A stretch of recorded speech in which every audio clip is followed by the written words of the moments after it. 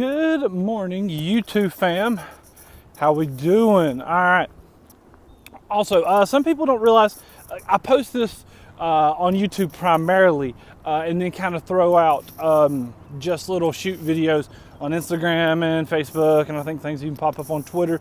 So if you didn't know they're actually on YouTube, that's where the whole thing of this is.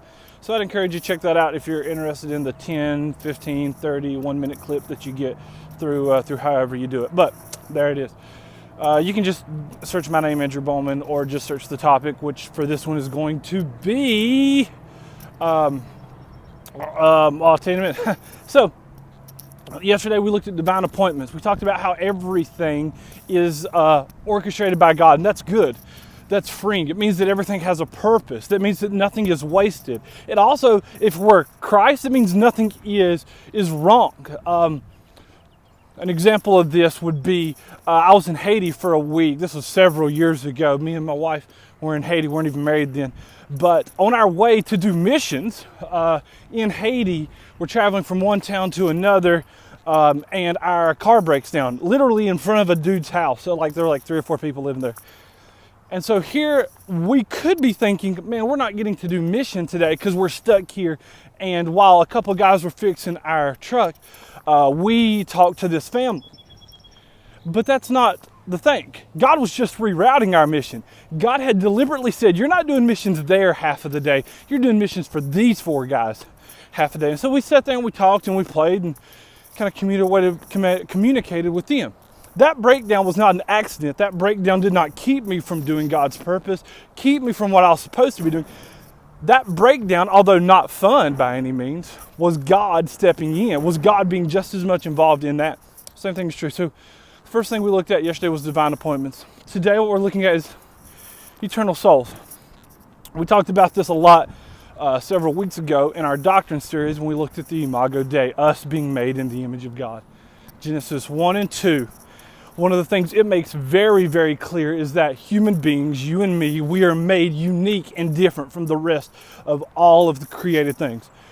From horses, from pigs, from plants, from rocks, from cells, from atoms, you and me are uniquely made in the image of God. And one of the things that we are uniquely made in is that we are eternal. Every person you come in contact with will live for an eternity, will exist forever. And without trying to get too weighty, that means what we do, how we interact with them, will have big, eternal consequences for them. Every person you interact with, it's not small, it's not menial, it's not something that shouldn't matter, but it is an encounter with an eternal being that has an eternity ahead of them. And so it doesn't matter if you like them, if you don't, if you love them, if you hate them, if you and them click, or if they get on your nerves, you're interacting with someone that is forever going to be. And that's huge. It takes small interactions with the cashier at McDonald's or at the Quickie Lube into something much bigger, because it's not just a 2-second interaction with this other face, but it is an interaction with an eternal being. And so I just want to encourage you in that everyone you interact with will live forever. That what you say, how you interact, what you do with them, however small, will be a part of that. And that is crazy cool. That every person, whether you have, like I said, a 30-second conversation, or whether you're working with them for 8 hours today, they are eternal. And so what you do has big significance in their lives. So I just encourage you to point them to Christ, make it big. Love you guys.